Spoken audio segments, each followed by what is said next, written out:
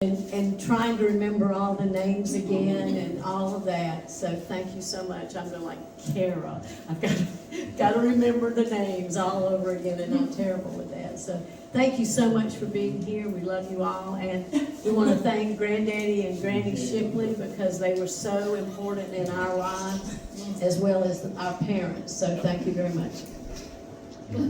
Was I getting too long? Okay. Thank you. I tell you what, long time planning and coming. Come on in. Florida has arrived.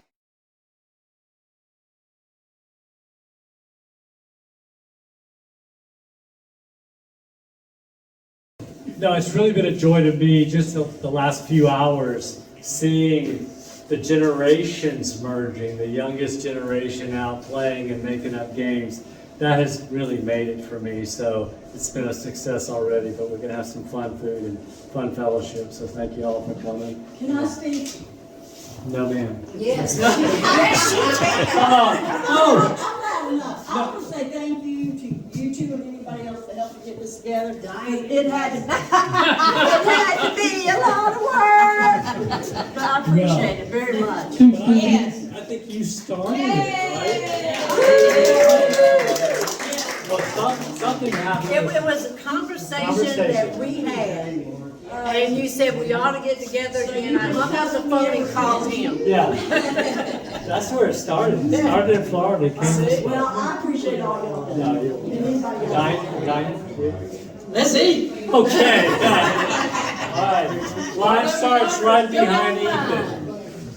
You can work your way down, Ethan. And we'll have interjections of entertainment and storytelling. Thanks.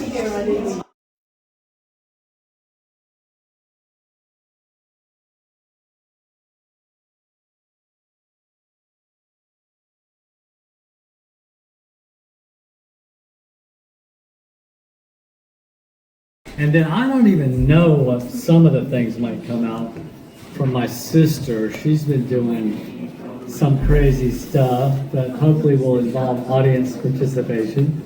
But again, the main core is sharing the stories and looking at the compilation of pictures that y'all are so kind to send in. Any questions? Let's see what else. Because we had thought today is the main event.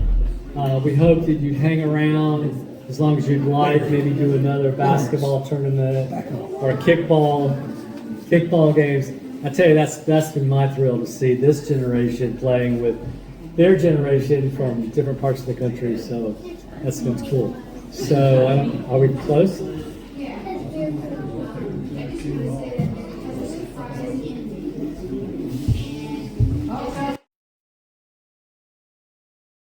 Have moved the swing to the street, and the people who have bought that house, the swing still sits there in honor of that gathering spot. I just stopped and stared at it, and I'm like, okay, this is the impact that the Shipleys had on a community. It keeps going, and it was great to be part of that and see it doesn't die. It just passes on. And a lot of y'all are, Robbie, you're contributing. I mean, everybody's contributing. And it was instilled in us. And I think it's important. And, you know, Ellis, you're doing it. I mean, it's a great story. And that's, it's great to be a part of it. And Nancy and Paul and I talk about, we needed the Shipleys. We truly needed the Shipleys to help us in our lives. So thank y'all. Love y'all.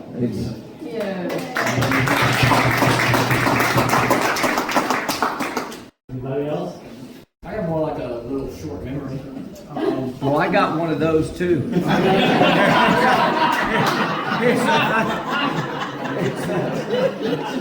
that what we're calling it? It might be different kinds. So I used to call Helen Shipley, my Meemaw is what I would call her, was just an abnormally generous individual, because every time somebody called her asking for money, she wouldn't ask. It didn't matter who it was. We're like telling her these are scammers. Like, I don't know why somebody with an Indian accent is asking for donations to the local charity in Wisconsin. I don't know. But basically, whatever anyone ever asked for, she always gave. She had no question. She just said, you know what? She just wanted to be a giver. She had a heart for people and is very compassionate. And she is incredibly blessed in heaven because she was a giver on her immensely. That's one thing that I learned about my mom. I want to add to that Meemaw story. Me and Charlie, after Mama's death, I went through all the boxes of Mama kept everything. And she did. She donated to every cause there was.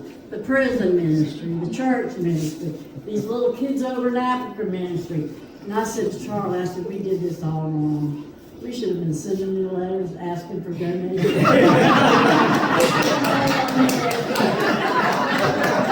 should have printed up those letters.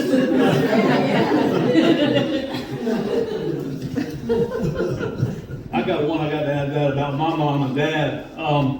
When I was growing up at Putnam's, my dad would always joke around my mom, that she loved, and she gave like that too. She gave to everybody.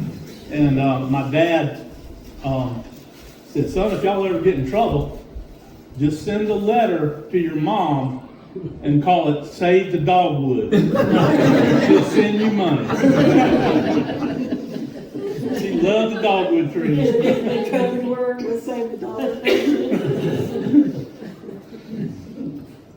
Well, they both were very incredibly generous, that's for sure. I had a story about Grandma Shipley. It was a terrible story though. She liked to cook. She couldn't stay with us in her later years. And she wanted to cook so bad.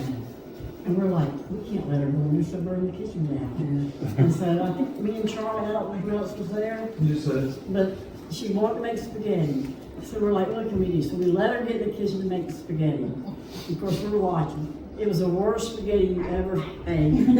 We went in there, we sat the spaghetti down our plates. Somebody distracted her. We put it in cans and trashed it in the trash bin and told her it was the best spaghetti she ever well, Mom kind of had a rule with us that Grandma Ray never lived with us at the time that, she wanted to cook and she loved to cook. But she had kind of lost it at that time. And so we had to go in the kitchen with her and let her cook, but we had to be there, like Carl said, so she wouldn't burn the house down. And she made banana pudding, we were so excited to get that banana pudding. Oh my goodness, we just couldn't wait, because she was very good at all that stuff. Somehow she had fried the eggs in the pudding. And we were so surprised at this. And pretend we liked it, it wasn't bad. But all in all, they were enjoying the habit of their own. We certainly enjoyed them. Now, how many of us have swings? Granddaddy swing. Yeah, you got to have a granddaddy swing. Well, you all know that we had one inside the house also. Yeah. How many of y'all have Afghans? Oh, Oh, yeah. We still got those. I got a story about me and Vicar. I got to share this. All the kids out of the room. No, this is when 4 or 5 years old. So none of that teenage Little stuff. Victor? None of the teenage stuff. Anyway, we live right around the block from each other in Berkeley Hills 3. So I would go over to Victor's, or he would come over to my house just about every other day, in the summertime especially. And we would play like cowboys and Indians. that cave that we were connected. What?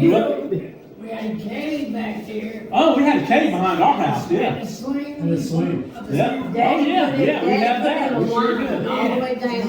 Zip line. Zip line. But it didn't stop. You have to get off on the next tree. Knew to stop when you hit the tree. And me and Victor would play. Came in like this. Victor and I would play cowboys, and one day I don't remember who did it first. I think Victor shot me. I think I shot you first. Yeah, you did. You shot me first. You know you shot. You shot me. And I said, no, you didn't get me. And we had cap guns back then. I don't know if y'all remember cap guns. But he shot me, and I said, no, you didn't get me, man. And he took and threw his gun, hit me in the head, and I was crying. I went home crying like crazy. And then the next week I come over, That and explains before, a lot. well, I got hit in the head a lot when I was young. But the next week I go back over to Victor's, and the same thing happened. I shot at him. He said, no. And I took my gun and just grabbed it on the barrel and bopped him over the head like that. I said, yeah, I did get you. We got a story about Carl. Oh, is this the one y'all stripped me naked, threw me out the yard? Don't do that. That's the whole story. Is that the story? No, but tell us about it. She was like 3 years old, and I don't know if it was it your fault or Carl's. I didn't do it. I got a bumper sticker that says I didn't do it. She wanted to. She wanted to do it? Yeah. And him and Uncle Victor were, I don't know where they were, but we were at the house alone. And Victor, Carla was, I guess she was, I don't know if she got out of the bath or what, anyway. I probably stripped down and taken my clothes off. Probably, I don't know, I can't remember, but I remember Victor locked you out of the house, and boy, he got in trouble. Well, you know, I'm standing out there and grandma and granddaddy, my parents drive up. That was the worst part. But naked. Butt naked. And how old were you? I was under 5. 24. I was about 5, so she was about 3. Carla, don't worry. 25. During COVID, my kids ran around naked in the backyard all the time. And we're in a quarter lot. Who learned to drive from CG? Okay, my driving story was Karen's wedding. Grandmama and Granddaddy took me with them to go to Karen's wedding. And Andy, we were following Andy and Uncle Welton, and Granddaddy pulls over in Columbia. I'm about 14 or 15, I just got my permit. My daddy didn't teach me to drive, he didn't want any part of it, and I hadn't driven very much. Granddaddy pulls over on the side of the road and says, I've got a headache, I can't drive. And Grandmama's in the car and she said, Nancy can do it. Well, anyway, I learned to drive from Columbia all the way to Birmingham, Alabama, and back again. And with Granddaddy sitting beside me and Grandmama laying in the back seat. And that's how I learned to drive. Was that an old silver? It was a huge car. They had a massive Oh, car, it I was- remember that. Oh my God. And he also did another first in Charleston. They had before they had 2 bridges. We only had one Cooper River Bridge. It went both ways. That's it, it was narrow. Yeah, it was, and trucks went over it, and those cars were massive. They were the huge cars that took up, and Granddaddy had one of those cars. Well, we went to do a shrimp pickup in Mount Pleasant, me and Granddaddy. So he drives over there and tells me he can't drive back. And he made me drive over that Cooper River Bridge when it went both ways, one side going this way, one side, and I've never been afraid of the bridge. The next 6 months, the second bridge opened and it went one way on both bridges, but that was the scariest moment. It was more scary than Birmingham. But that was quite an experience. Granddaddy always had a way of thinking that you sink or swim. You get out there and you do it, and that's what he taught us. We had to learn that. I'll share, this is Granddaddy to pick us up, come and get us at our parents' house, take us back and forth, and it wasn't that far apart. Of course, Granddaddy taught us all how to talk to anybody. He wanted to know everybody's story. He would not drive past a hitchhiker. Nope. He would have 3 grandkids in the car and pull over and pull in a hitchhiker. What's your story? You know, like a mass murder. You know. And he'd say, what's the coincidence of having 2 of us in the same car?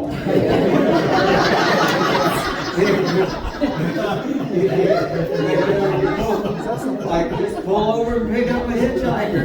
Pick your grandchildren. It's like, okay. But it was pretty wild. Is that like the time you met the major narcotics trafficker at the airport of Miami? A little bit in there, and I interviewed him. Yeah, and then he was on 60 Minutes like 2 weeks later. He's like, that's the guy from the Miami Air Force. He had Italian loafers on. You never been a stranger. Jack's story, You got somebody that was straight. telling me the same story that he picked, granddad picked up a hitchhiker, and whoever was in, who told me this story? I don't know, it had to be one of y'all, but it was just, they said granddad forgot the hitchhiker was in the back of the car. Okay, and the hitchhiker thought that, and the granddad starts going down all these roads and turns off and forgets. The guy thought granddad was taking go shoot him or kill him. And he was like, and he was pleading for his life in the back seat after a while.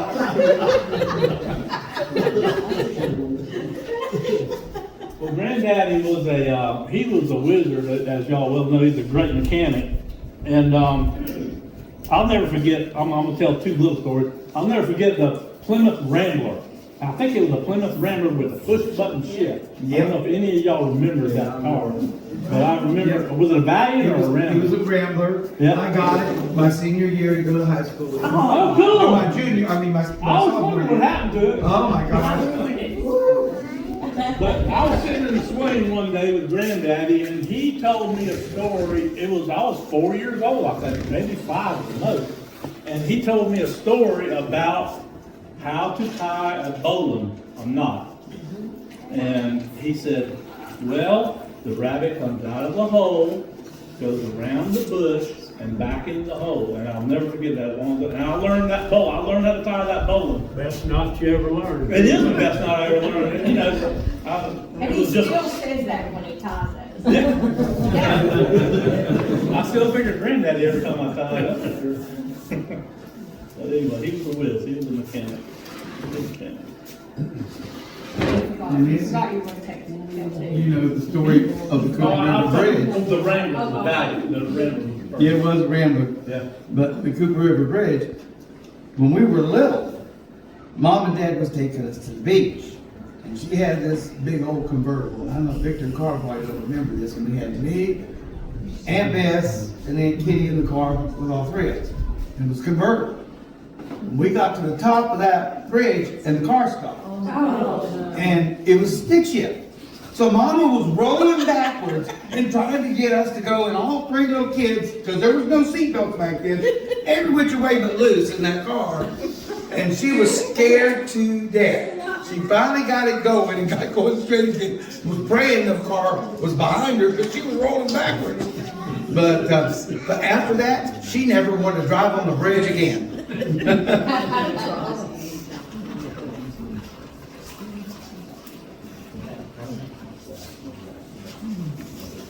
I remember stories of Granddaddy Shipley being quite inventive, but I don't remember details. Was that one of your stories about the swamp cutter?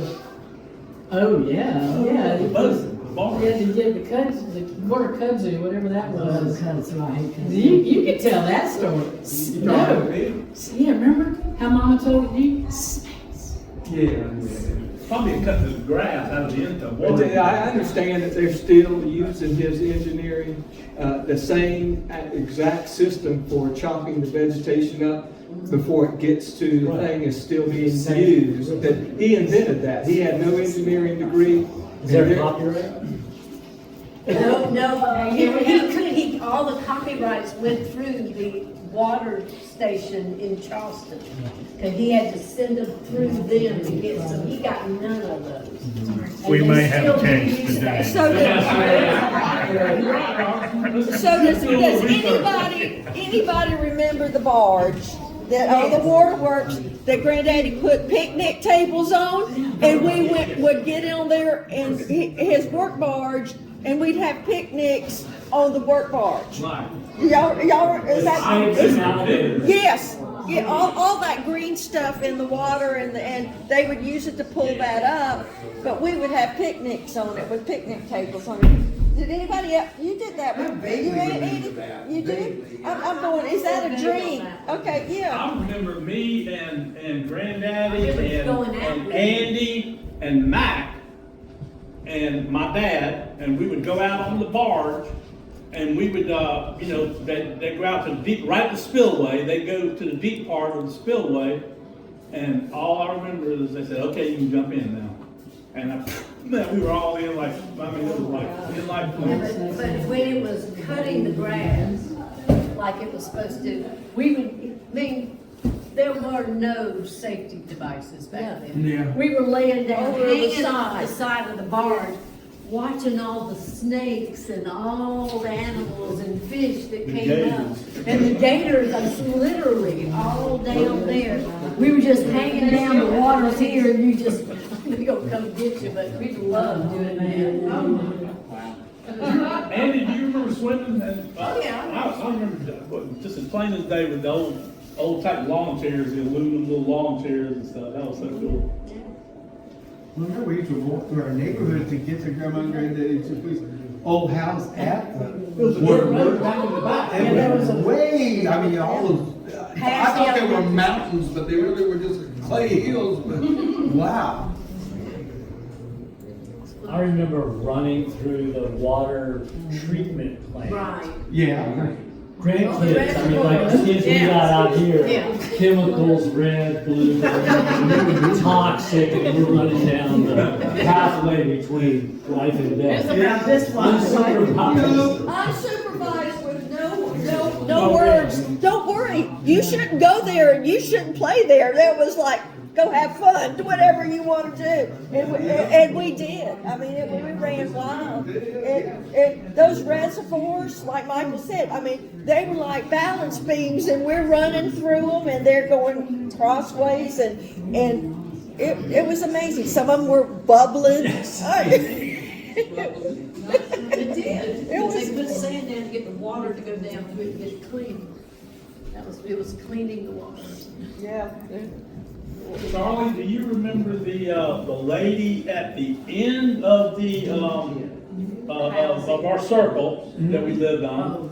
Do you remember the lady that used to sit on the dock and shoot her 20? She would shoot snake heads when they came up. I vaguely remember. Was she sitting on the dock? She was sitting.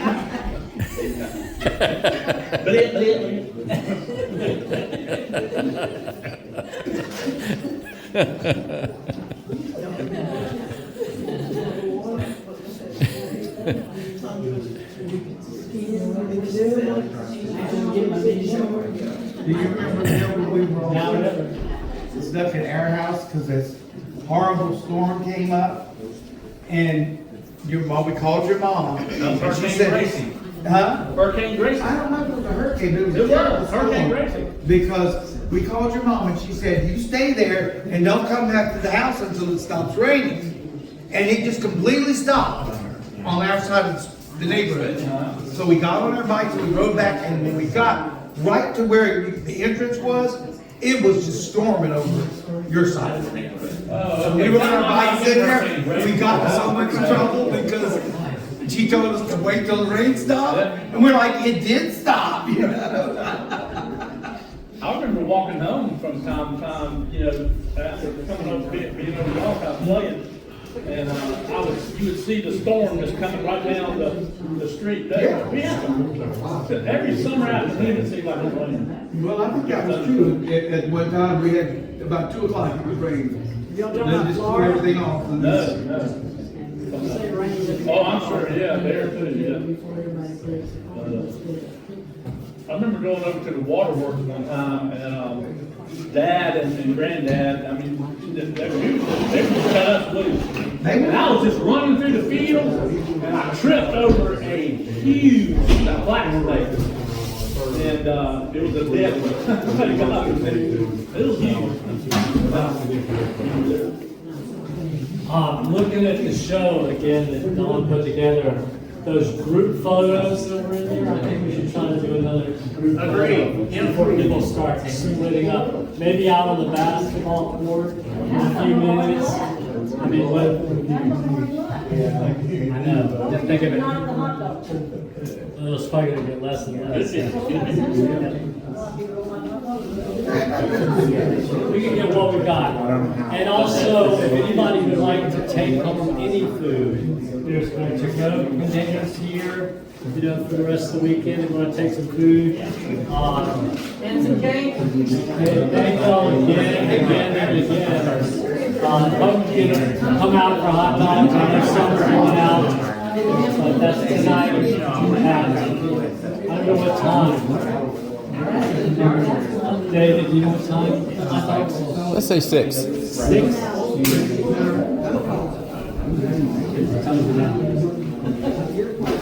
2. It's 6 o'clock.